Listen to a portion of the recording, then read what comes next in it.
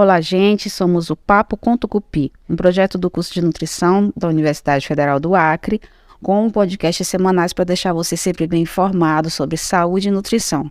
Então, aumenta o volume, se prepara para curtir e compartilhar o conteúdo de primeira que temos para você.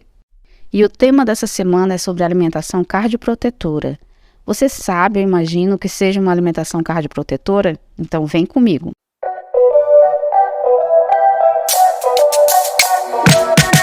O papo é reto e não tem enrolação. O menu é variado pra falar de nutrição. Tem alimento e saúde, mas fake news não cola não. Do jovem ao idoso, sabe, todo mundo vai provar o papo com Tucupi.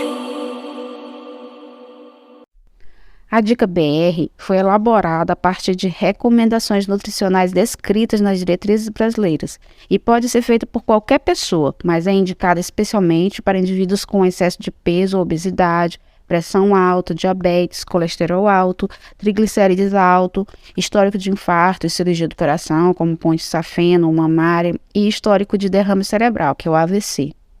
Dessa forma, procura incorporar todas as recomendações nutricionais para garantir que o indivíduo, em seu cuidado com a saúde cardiovascular, tenha a melhor composição de alimentos e distribuição de nutrientes. Com isso, o Guia Alimentar para a População Brasileira preconiza uma alimentação saudável, composta por alimentos essencialmente naturais. Esses alimentos são divididos de acordo com o seu grau de processamento, sendo que a base de nossa alimentação deve ser composta por alimentos in natura ou minimamente processados, mas que também existem os óleos, gorduras, sal e açúcar, os alimentos processados e ultraprocessados. Vou te explicar o que são cada um deles.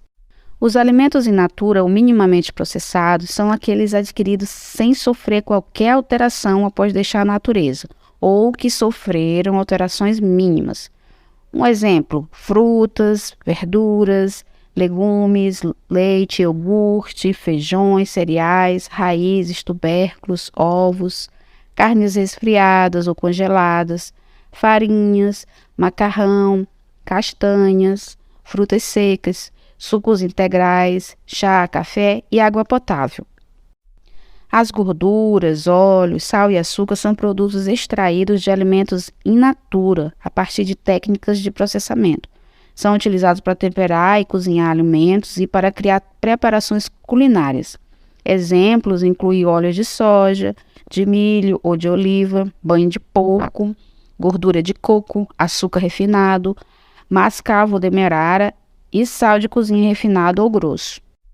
Já os alimentos processados são produtos fabricados essencialmente com adição de sal ou açúcar ou outra substância culinária como óleo refinado a um alimento in natura ou minimamente processado, utilizando técnicas de processamento simples.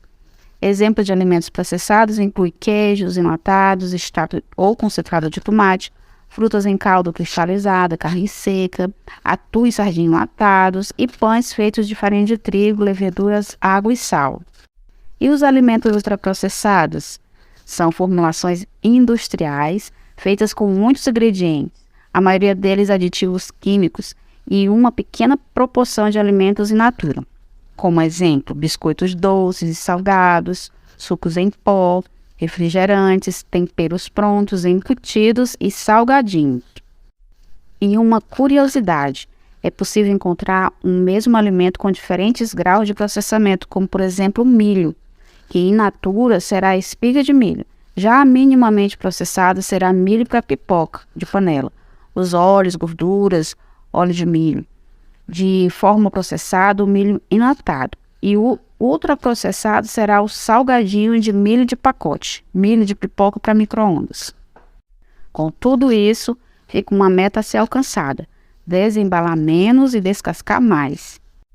Mas com tudo que abordamos até aqui, como será que podemos seguir uma alimentação cardioprotetora? Então, como a Dica BR foi baseada na alimentação do brasileiro, ela é simbolizada pela bandeira do Brasil e dividida em 3 grupos alimentares de acordo com as cores da bandeira: verde, amarelo e azul. A bandeira do Brasil tem sua maior área representada pela cor verde, seguida pela amarela e pela azul. Assim, o consumo dos grupos alimentares deve seguir a mesma lógica das cores da bandeira. O grupo verde é composto de alimentos cardioprotetores, ou seja, alimentos que devem ser consumidos em maior quantidade e que contêm substâncias que protegem o coração, como vitaminas, minerais, fibras e antioxidantes. E não tem nutrientes que podem prejudicar o coração, como gordura saturada, colesterol e sódio. Portanto, são os alimentos mais saudáveis que temos disponíveis. Muitos alimentos do grupo verde são consumidos crus e, se não forem higienizados corretamente, podem transmitir doenças, provocando diarreia, desidratação, entre outros sintomas. A segunda maior área da bandeira do Brasil é a amarela. Portanto, os alimentos do grupo amarelo devem ser consumidos com moderação, como pães, cereais, macarrão, farinhas, oleaginosas, óleos, vegetais e entre outros, pois podem ter mais calorias, gorduras ou sal do que os do grupo verde. É importante moderar, mas como são alimentos que fornecem energia para realizar as atividades do dia a dia, não devem deixar de ser consumidos. O grupo azul deve ser consumido em menor quantidade, pois contém alimentos que são fontes de gordura saturada, sal e colesterol, nutrientes que podem prejudicar a saúde do coração.